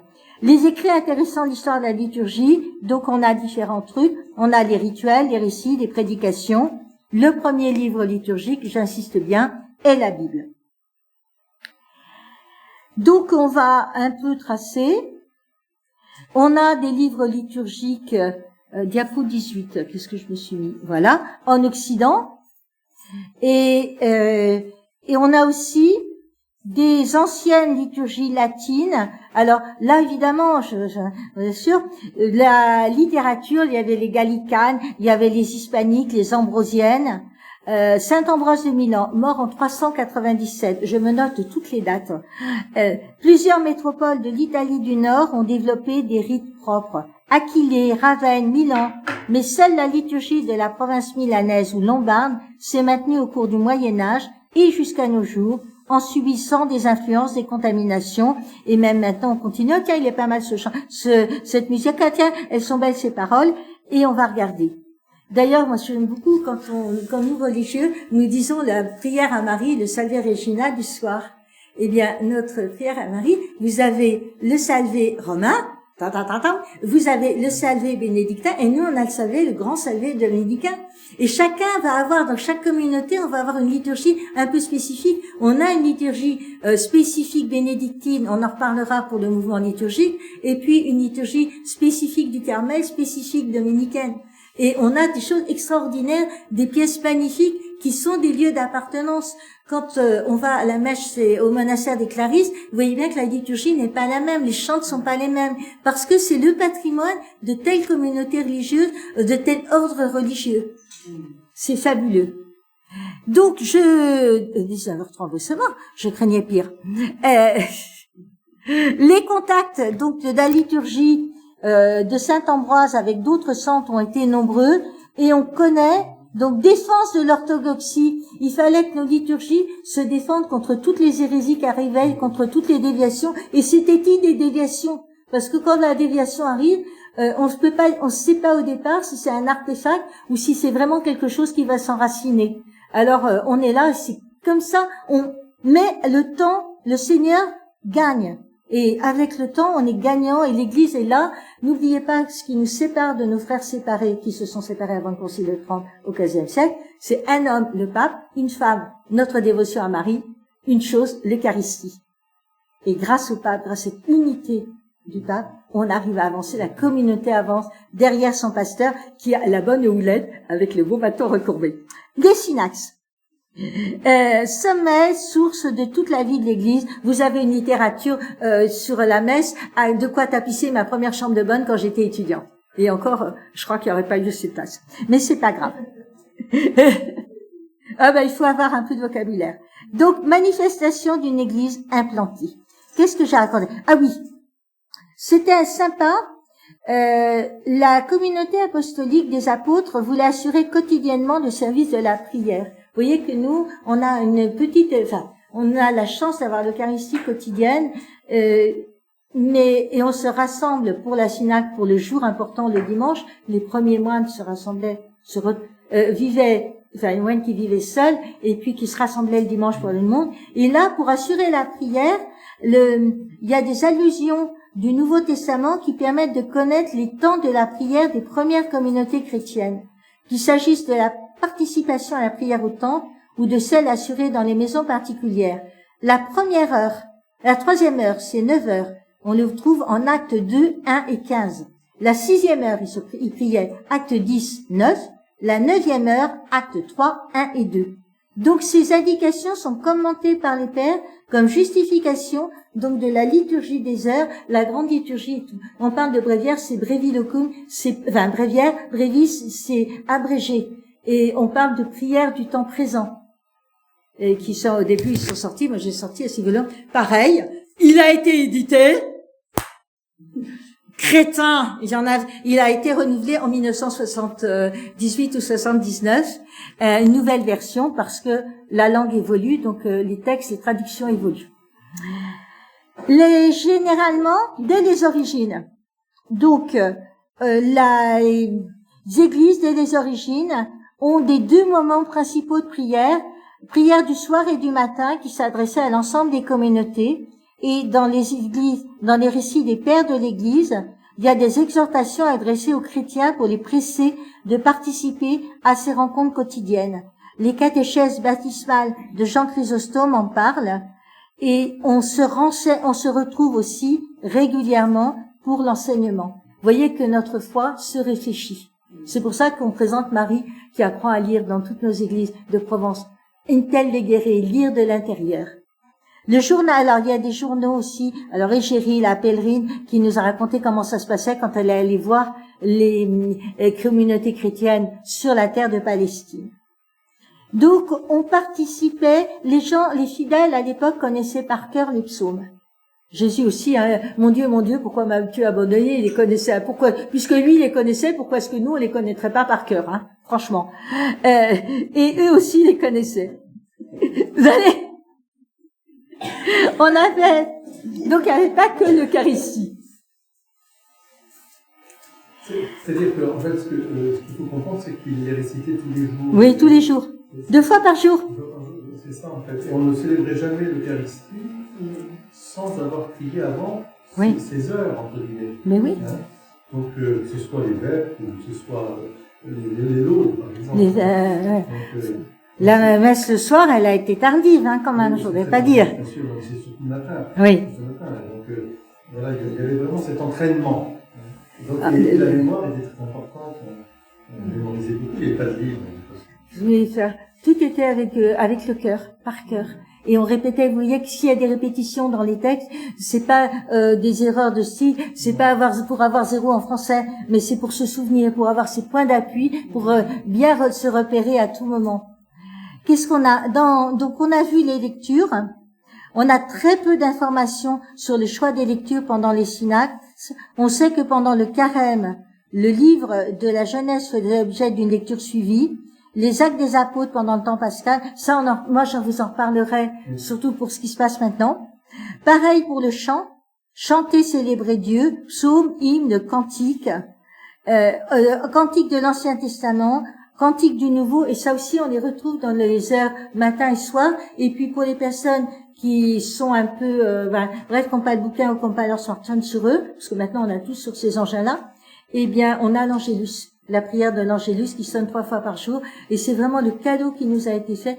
Où on soit, on entend sonner les cloches. Alors, surtout, moi, j'essaye de valoriser au maximum les jeudis matins et dimanches. Et surtout, là, parce que, hey, qu'est-ce que ça fait comme bruit? Vous parlez, on est tous rassemblés devant, à faire notre marché autour d'église, on entend 3 fois les 3 coups. Qu'est-ce qui m'embête, ton bon Dieu, Dominique?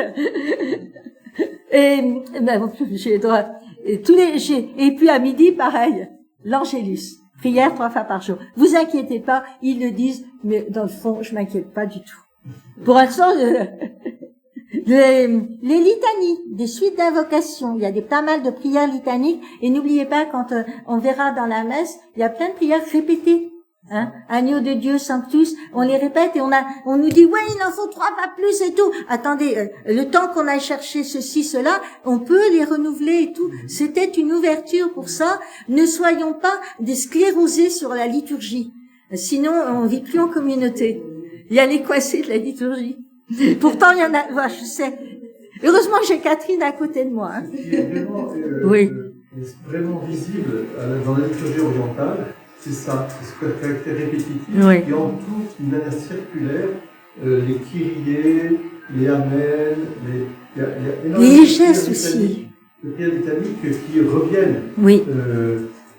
Amen, amen, kyrie, kyrie, et avec des signes de croix, beaucoup de signes Complètement. de croix. Voilà. Nous, comme on est latin, on a un côté un peu logique, mais il ne faudrait pas justement que, comme dit Soloni, la logique devienne sclérose. Parce que on pense qu'il faut, pour aller de A, mettons, à C, il faut passer par B. Ben, on peut aussi tourner autour un peu de A, tourner un peu de B, sans aller vers C tout de suite, etc. Et on revient, parce qu'il faut imprégner. Oui. Imprégné, importance de la louange aussi. Héritière de la tradition juive, la prière chrétienne est d'abord louange et action de grâce à Dieu. Elle se tourne vers Dieu et l'importance aussi du rappel des actions divines qui provoquent la louange et suscitent l'espérance. Car à cause de ces actions, de ces bienfaits divins, l'assemblée peut invoquer Dieu pour le présent et l'avenir, sachant que Dieu est fidèle et renouvelle sans cesse ses bienfaits. Et ça, c'est marqué dans la liturgie. Elle nous imprègne, elle nous habite et nous l'habitons et nous la vivons. Et ne cherchons pas dans osons rentrer dans la liturgie, quoi qu'il arrive, il peut y avoir. Les premières grandes messes que j'ai vécues, c'était dans les lieux hautement touristiques, et il y avait le brouhaha des gens qui faisaient le tour et qui visitaient. Mais c'est pas grave, moi on m'avait appris à être avec lui en disant, s'ils en ont marre de nous voir en prière, ils vont copier. Et ça marchait des fois. Hein. Transcendance de Dieu. Cyril de Jérusalem enseignait aux catéchumènes, lorsqu'il s'agit de Dieu, nous ne disons pas tout ce qu'il faut dire, nous n'expliquons pas ce qu'est Dieu, nous ignorons le fin mot sur Dieu. Quand il s'agit de Dieu, c'est une grande science que de reconnaître son ignorance. Dieu est au-delà de nos paroles, mais la louange est possible et elle s'impose. Voilà Cyril de Jérusalem. Et voilà ce qu'on va avoir à vivre dans nos liturgies et dans notre historique. Je trace un petit peu parce que quand même, la réforme donc... ici, qu'est-ce que j'ai là? Réforme des grégoriennes. Alors, ce qui a un truc, qui est un point qui est quand même très important, Grégoire Ier, donc 560-604, on a vu, presque le même système que Charlemagne. Eh bien, lecture, on va avoir une des chants des grégoriens notés sur une portée à 4 lignes, certes avec des neumes et tout, et c'est extrêmement important d'avoir pu noter, écrire ce chant. Avec l'alphabet, vous savez que la gamme, elle vient directement d'une hymne latine, ut quem laxis, et puis ça continue. Et parce que chaque verset commençait par une note différente de la gamme, on l'a construite comme ça. Donc, lecture de textes de la Bible, et dans cette réforme, le chant et les livres. Et à partir du XIe siècle, renouveau culturel grâce à la technique des architectes et des tailleurs de pierre, et beaucoup de choses. Alors ça, les tailleurs de pierre, je vous en fais cadeau. Le missel, vers la fin du Xe siècle, on a donc ces missels où on a intégré des lectures et des chants pour avoir tout d'un coup, et pas balader le bouquin, comme des fois, il se trouve qu'il se balade. On ne sait pas s'il doit être devant le ministre, sur l'autel, ou éventuellement sur le pupitre mis à lambeaux. Enfin bon, c'est les grandes choses. Deux mots aussi sur Grégoire VII, proclamé pape par la foule romaine le 22 avril 1073. C'était une autre... Moi, j'ai cherché réforme grégorienne, j'avais celle-là dans la tête, et parce que ce moment, on a chanté grégorien, la liturgie grégorienne, qui est toujours mise en évidence et comme étant la meilleure liturgie, le grégorien latin, dans notre par le Concile Vatican II, donc au XXe siècle. Mais il y a un Grégoire VII qui a commencé à mettre un peu le ménage dans l'Église, et c'était merci. Ça fait leur sujet. Merci Seigneur. Donc il commence par proscrire le mariage et le concubinage des prêtres. Il a condamné la simonie, vous savez, on fait payer les sacrements. Il s'attelle à la formation des curés, qui trop souvent incultes se soutient assez peu d'évangéliser leurs ouailles. Et enfin, leurs ouailles. Ouais, je sais, n'insistez pas. Je vous signale quand même, il a commencé, mais Mère Agnès de Langeac, devenue bienheureuse il y a une vingtaine d'années, a elle-même accompagné Monsieur Ollier, qui a fondé le séminaire de Saint-Sulpice et qui a pour la formation des prêtres. Et c'était le XVIIe siècle. Magnifique dominicane, extraordinaire, et elle a fait des très grandes choses. Ici, c'est un endroit où vous faites de très bonnes rencontres, non seulement le Seigneur d'abord, mais aussi éventuellement des frères dominicains qui viennent se poser, puisque les moniales chez nous, elles portent la vie apostolique dans leurs prières. Donc Grégoire VII, vous avez vu ce qu'il a fait, et en fait à cette époque, et c'est ça qui était terrible, il a condamné les investitures laïques, le droit qu'avaient les souverains de nommer les évêques. Si ça vous dit rien, allez faire un tour en Chine encore. Et c'est une révolution. On pense que l'empereur est représentant de Dieu sur terre et que le clergé a vocation à le servir, l'empereur.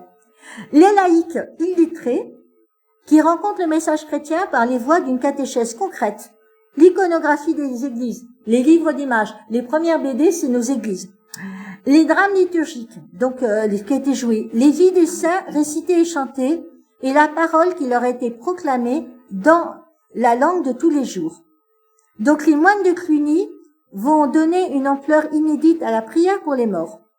On est dans un monde où la frontière entre surnaturel et naturel est floue, et on avait recours à des médiations accessibles, et donc dont les plus puissantes étaient la prière des saints et celle des moines. Vous imaginez l'état du peuple de Dieu à l'époque, illettrés, ne comprenant rien, déconnectés, et heureusement qu'on a eu les moines de Cluny, justement pour, du haut en bas de l'échelle sociale, il n'est à conférer aux hommes de Dieu un caractère d'utilité publique. Ce qui compte avant tout, c'est le sanctuaire local, sa légende et surtout ses reliques. Si vous voulez faire fortune, remplissez vos troncs, ayez des bonnes reliques qui vous rempliront les troncs d'église, et comme ça vous mourrez pas de faim.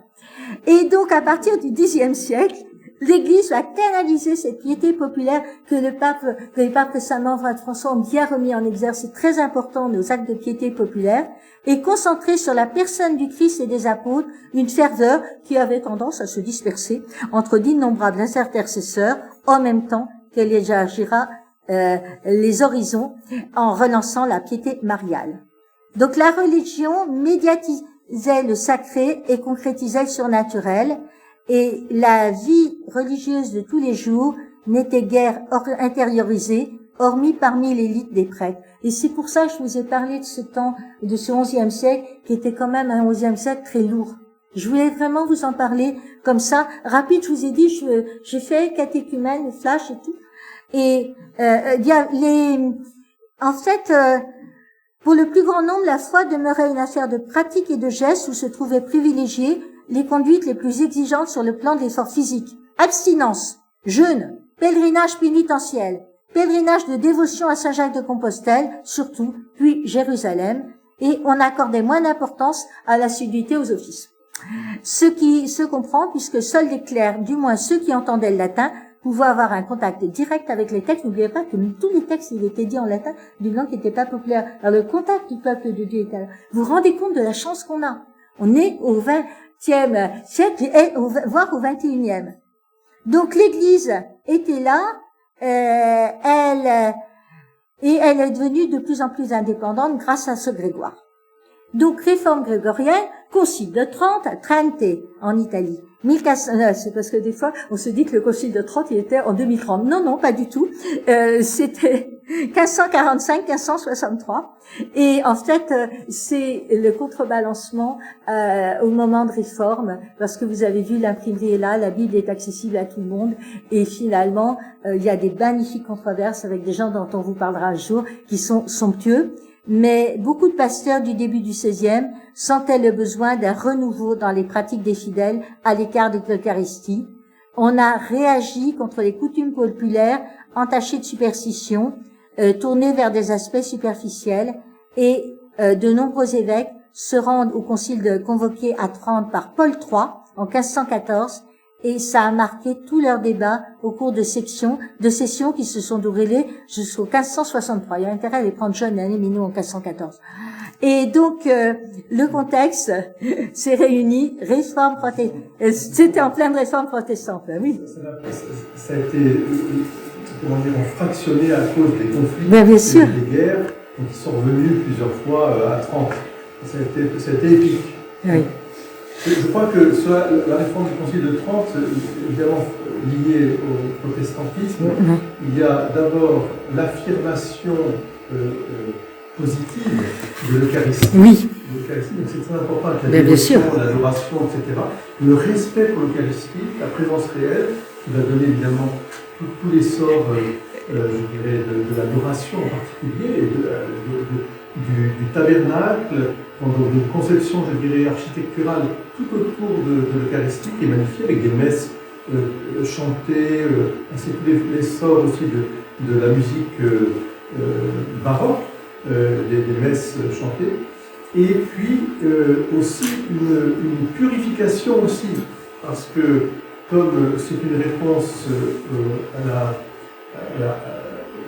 au schisme et ensuite à l'hérésie protestante, c'est parce que s'il y a eu ça, c'est parce qu'il y avait aussi des choses qui étaient à corriger, à purifier. Complètement. Et donc, par exemple, Sainte-Luminérie à l'oratoire va insister beaucoup sur le fait de pouvoir prêcher d'une manière simple auprès des gens qui ont besoin comme Jésus faisait, par exemple, d'avoir une certaine forme de simplicité. Et puis, il y a bien des choses aussi, alors notamment tout ce qui est disciplinaire. Et Rome, là aussi, va intervenir en disant qu'elle était le garant de la Sainte Liturgie. Oui. Non pas le garant au sens de supprimer toute créativité à l'intérieur de quelque chose qui est codifié, mais garant de l'unité. Donc, c'est très important. Cette réforme du Concile de Trente, elle est emblématique, elle est toujours là quelque part. Et il ne faut pas opposer le Concile de Trente à la réforme liturgique du Concile de Trente à la réforme du Vatican II. Il ne faut pas la voir comme ça. Il faut la voir comme un temps répondant à une époque et ensuite, en Vatican II va répondre aux problématiques de l'époque dans laquelle nous sommes. Merci beaucoup. Et c'est un moment important, des moments charnières, si vous voulez, et des moments où l'Église, l'Église, elle est sainte de pécheurs. Et donc forcément, il y a des choses qui sont à réformer en elle et des choses à recadrer. On voit comment elle progresse. Et moi, je trouve qu'elle a progressé d'une façon fabuleuse pour les fidèles, pour mener les fidèles vers la rencontre du Seigneur. Quand vous pensez, on rentre dans une église à la messe, le temps s'arrête, quoi. Du moins, on n'a plus son chronomètre, sauf c'est pendant certaines homélies où effectivement il faut des bourdalous, mesdames. N'oubliez pas les bourdalous sous les vertugadins, vous qui pouvez avoir des vertugadins. C'est comme ça que ça vient, le bourdalou. C'est ce qui permet à ces dames de s'adonner aux exigences de la nature pendant que Monseigneur Bourdalou fait son sermon. Je ne suis pas sérieuse et un jour je le serai. Donc par contre, oui, 3 heures, hein, c'était terrible. Et alors que maintenant au séminaire à Aix-en-Provence, on enseigne qu'un sermon doit être comme une mini-jupe, assez long pour couvrir l'essentiel, assez court pour attirer l'attention. Au séminaire d'Aix. Je ne fais que reprendre ce qui m'a été rapporté même si c'est une sœur apostolique dominicaine qui me l'a raconté plus tôt, mais mouvement liturgique rapidement parce que vraiment le temps passe. Je savais que j'étais vraiment audacieuse. Un temps d'antéconcile Vatican II. Un temps au XVIIIe siècle, la liturgie était plus une force vitale du catholicisme, elle ne rassemblait plus. L'Europe sombrait dans l'anti-liturgie quand a éclaté la Révolution en France. Le culte catholique a été interdit et remplacé par celui de la déesse raison. Est-ce que vous mesurez la chance qu'il y a la nôtre en ce moment? On peut célébrer ici, là, en ce moment. C'est incroyable. Et donc, dans les considérations sur la liturgie catholique publiées dans le mémorial de 1830, Don Guéranger, bénédictin, futur fondateur de Solesmes, précisait la double orientation de son travail liturgique. Ramener le clergé à la connaissance et à l'amour de la liturgie romaine. D'autre part, Don Guéranger s'attachera à associer les fidèles et à la hiérarchie pendant qu'elle célèbre le sacrifice, administre les sacrements et célèbre l'office. Et pour cela, il a publié quelque chose que je vous conseille de lire magnifiquement. À partir de 1841, une traduction commentée des textes liturgiques répartis au cours de l'année liturgique. C'est ce qu'on appelle la célèbre année liturgique de Guéranger, un trésor, véritablement. Et avant de mourir, je résume parce que en 1875, il a eu la consolation de constater que tous les diocèses français étaient revenus au rite romain, donc tridentin, et que déjà la piété liturgique refleurissait parmi le clergé et les fidèles. Il a donc redécouvert la liturgie et redonné sa vérité, son essence. C'est un culte public par lequel l'Église, sous la motion du Saint-Esprit qui l'anime et prie en elle, avec des gémissements ineffables, le rappelait, l'Esprit parle à notre esprit en des gémissements ineffables, chante à Dieu sa foi, son espérance et sa charité. Réforme. Et quand on entend que Vatican II nous a tout changé, en fait, c'était complètement en gestation et complètement pendant des années. Là, pareil, le mouvement liturgique, j'ai dépassé l'heure au-delà de tout, mais c'est un travail extraordinaire que de découvrir comme ça les cœurs. Ça va dans un sens, crie, c'est pas bon. Ça va dans l'autre, le pape, attention, et ça repart, et hop, et on arrive à la constitution sur la liturgie. Voilà, c'est ça que je voulais. J'ai fait du rapide. Il naît des moines, donc d'où l'évangile, va dans tous les sens, désorienté, traverse 2 guerres mondiales. Son être demeure. Traduire le missel romain, faire de ce livre le premier livre de dévotion des fidèles, populariser au moins la messe et les vêpres du dimanche. Même mes cousins, quand ils ont fait leur communion dans les années 70, eh bien, il y avait les vêpres du dimanche. Moi, j'appelais pas ça des vêpres chantées, mais la musique était peut-être pas celle des chants, mais c'était là.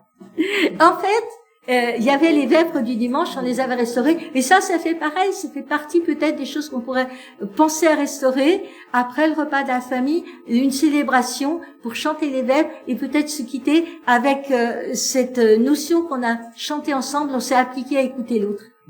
Quand on chante ensemble, on écoute l'autre. On a un effort extraordinaire de vie communautaire qui est magnifique.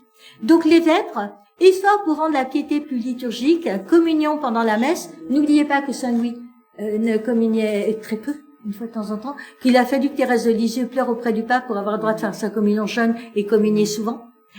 Et développement du chant grégorien, conformément au désir du pape, encourager les membres des chorales à faire des retraites dans un centre de vie liturgique, par exemple, au hasard, les abbayes bénédictines. Voilà le mouvement liturgique, et va arriver le Concile Vatican II avec la Constitution sur la Sainte Liturgie, Sacrosanctum Concilium, qui est un petit bijou, d'où vont naître déjà, on dira, dans les petit à petit avec le mouvement liturgique, on avait arrêté de lire les textes de la messe en latin. Ma grand-mère, elle avait un missel bilingue. Ma grand-mère qui a fait sa communion en 1912, elle avait le missel bilingue. Elle suivait les textes aussi sur son missel puisqu'elle avait l'imprimerie. Puis petit à petit, on a eu la permission avec le concile de lire les textes dans notre langue. Et maintenant, avec les smartphones, où que vous alliez, vous dites, c'est la messe d'aujourd'hui, je la lis dans ma langue et les autres, ça, la Pentecôte, quoi, qui arrive. Et après, il y a eu c'est ça qu'il faut voir, c'est une ouverture et on nous lance dans des pièces liturgiques et d'une innovation liturgique. Rappelez-nous, nous avons vécu des traductions qui ont évolué, AELF, nos achats, le Notre Père qui vient de changer, l'ajout de la mention de Joseph dans la messe et une évolution du rituel. Il y a un petit « et » qui a disparu récemment et que j'ai beaucoup aimé. J'ai traité un de mes frères en Saint-Dominique de mangeur de haies. Il m'a regardé, il dit « de quoi ?» Nous attendons le bonheur que tu promets et l'avènement. Et ce « et » là a été, merci Seigneur, disparu. Les prêtres ne le prononçaient plus. Et l'avènement de le « et » était là. On a eu des prêtres du diocèse qui le prononçaient pas. Mangeur de haies. Il a aimé quand je lui ai parlé de ça. C'est bon. Je dis que c'était bon. Et on éclatait de rire. Mais c'est normal. C'est un point très important. Oui, bien sûr. Je reviendrai à la semaine prochaine. C'est la question du vernaculaire. Bien sûr. Le vernaculaire, évidemment, oblige, entre guillemets, à une constante, je dirais, attention au vocabulaire employé, à la fois pour viser au but, c'est pour que les gens comprennent, pour toucher les gens dans leur langue, mais en même temps sans que ce soit un aplatissement, voire même une contre-vérité de la vérité à la fois sur le Christ, sur l'Église, etc. On a eu le cas donc avec Notre Père, Oui. qui a été dramatique dans un sens, parce que dès les années de la traduction, les voix les plus autorisées, à la fois philosophiques et théologiques, se sont levées en disant mais qui a fait cette traduction? Ne nous soumet pas à la tentation. Et alors on essayait de trouver un subterfuge en disant mais on dit ça, mais c'est parce que voilà. Et puis finalement, il a fallu 40 ans, 50 ans pour qu'on arrête de dire ne nous soumet pas à la tentation. À chaque fois que les pauvres prêtres disaient les de Saint Jacques, où on a le passage Dieu ne soumet pas au mal, etc. Jacques 1,13. Etc. Donc il a fallu. Et puis le consubstantiel, qui était aussi un objet de discussion fort, parce que de dire que le Christ est de même nature que le Père, certes c'est vrai, mais ce n'est pas la vérité sur le Christ, parce que le Christ, nous sommes de même nature tous, nous partageons bien la même nature, mais le Christ est consubstantiel au Père, ce qui fait rentrer dans un mystère d'unité, de l'unité de Dieu en trois personnes. Bon, enfin, en fait, pour le dire. Mais c'est encore aujourd'hui. Aujourd'hui, vous avez vu que nous avons des textes, des lectures, par exemple, ont une traduction liturgique, ce qui n'empêche pas d'avoir des traductions de théologie et autres, et c'est la traduction officielle, d'ailleurs prise aussi par l'Église protestante, de Notre Père aussi, et liturgique. Et puis vous avez aussi les oraisons. Les oraisons. Donc il y a tout un travail toujours qui est à faire, le bréviaire, enfin, etc. Donc on n'arrête pas. Autrefois, si vous voulez, vous aviez la langue latine. C'était un peu ça, d'ailleurs toutes les éditions sont d'abord écrites en latin avant d'être. Et la traduction latine garantissait, je dirais, d'une certaine manière, c'était figé certes, mais c'était le texte latin. Et traduire le texte latin, d'où la fameuse sentence moyenâgeuse, traductor, traditor. Dès que vous essayez de traduire quelque chose, quelque part vous trahissez un peu parce que vous allez dire une chose, mais il y a tellement de choses. Donc c'est important parce que c'est toujours un peu en discussion, sans parler aussi dans le missel proprement dit, dans le commun du missel, certaines parties qui sont bien sûr essentielles et qui sont toujours, et d'autres prières voilà, on pourrait pour la préface pour l'offertoire, mais il y a différentes traditions de l'offertoire. Carthusienne, dominicaine, etc., ou grégorienne, on va dire, qui peuvent un peu se conjuguer. Voilà, donc c'est pour dire que c'est quand même toujours un travail. Ce missel, complètement. Il est toujours un peu en fonction. C'est pour ça que, par exemple, vous voyez, on vous a mis à l'entrée de l'église un petit fascicule avec ce qui a changé avec l'apparition du missel. Notre missel, il est de 1000. Enfin, français. Parce que ça a été long, pour qu'on arrive à avoir un missel français en langue francophone. AELF, Association épiscopale de liturgie francophone. C'est compliqué, hein. Et c'est là-dessus, moi, j'ai retenu, enfin, en reprenant mes notes pour préparer là, des racines dans les liturgies, les fêtes juives, celle de la liturgie de la synagogue, et une structure constante, est en place depuis le IIe siècle et une perpétuelle évolution pour demeurer ce qu'elle est, le rassemblement et lieu de rassemblement, de conversion et de communion du peuple de Dieu. C'est ça que je voulais vous donner. C'est vraiment ça. Et je voulais essayer de faire, on a été un peu long, et en se disant qu'est-ce que je vais couper, qu'est-ce que je vais pas couper, mais c'était important. C'est important, cette édition de parce que vous comprenez bien oui. que s'il y a eu des messes, entre guillemets, des messes avec les petits guillemets, qui étaient des fabrications, purement et simplement, de pseudo-liturgistes. Aujourd'hui, la tendance liturgique est de dire suivons le rituel. Bien non sûr. Pas le suivre d'une manière évoquée, enfin d'une manière sclérosée, mais le rituel vous garde dans ce qui est fondamental. Et elle vous donne une ligne de conduite. C'est très agréable de suivre un rituel. Parce qu'il y a toutes les différentes parties, notamment entre la parole, on verra la semaine prochaine, la parole et le geste. La parole et le geste. On ne confond pas les deux choses. Et on les sépare pas et on synchronise. C'est ça. Oui, mais là, bon, ça, après, ça s'apprend au fur et à mesure, mais c'est pour ça qu'il faut rentrer dans, Oui. dans cette... Mais oui, le rituel est très important. Et alors, les notes, moi, je suis toujours étonné aussi, je me dis, pour bien former les choristes, enfin, tout le monde, le servant d'hôtel, etc. Il y a des petites notes rituelles qui permettent à chacun d'être bien à sa place, de savoir quand il doit intervenir, et qui donnent surtout un sens profond, un sens ecclésial, un sens ecclésial. Chacun étant à sa place, c'est toute l'Église qui s'élève. Toute l'Église. Chacun à sa place. Par exemple, ce ne serait pas bon que le prêtre qui est à l'autel, j'ai déjà vu faire, prenne sa guitare pour aller chanter machin, etc. Et alors je lui dis, si tu ne peux pas faire autrement, parce qu'il n'y a personne, je veux bien, mais ce n'est pas ton rôle. Toi, tu dois rester, toi, tu es le célébrant. Et laisse les animateurs en chant, etc. C'est pas ton... Voilà.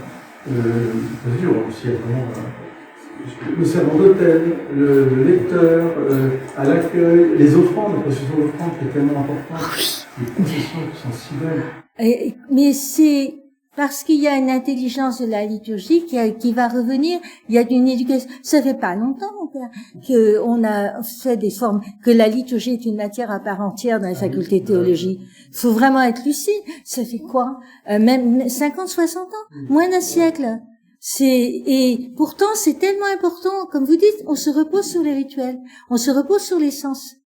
Et voyez que, merci pour, vous avez été patient, mais c'est tellement important de le vivre à fond, quoi. Le vivre pour ce que c'est, célébration. Vivre vraiment en Église. Oui, en Église. Parce que c'est à la fois très personnel, mais en même temps, c'est un peu se vivre en communauté. Mais bien sûr.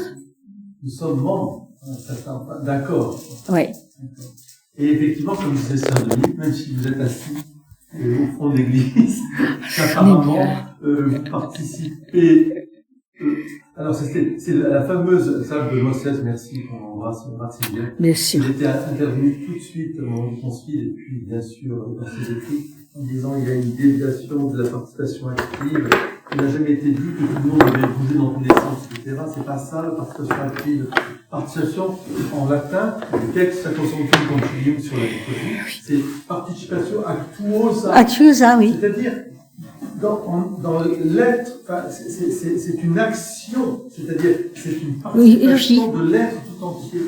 Alors, c'est pas du tout parce qu'on gesticule qu'on a participé à la liturgie. C'est qu'on rentre dans le, je dirais, l'être propre de la liturgie qui est de nous unir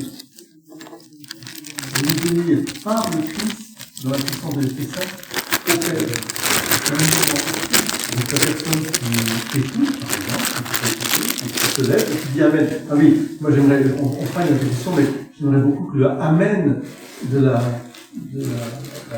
doxologie, je dirais, de la prière eucharistique, soit Amen.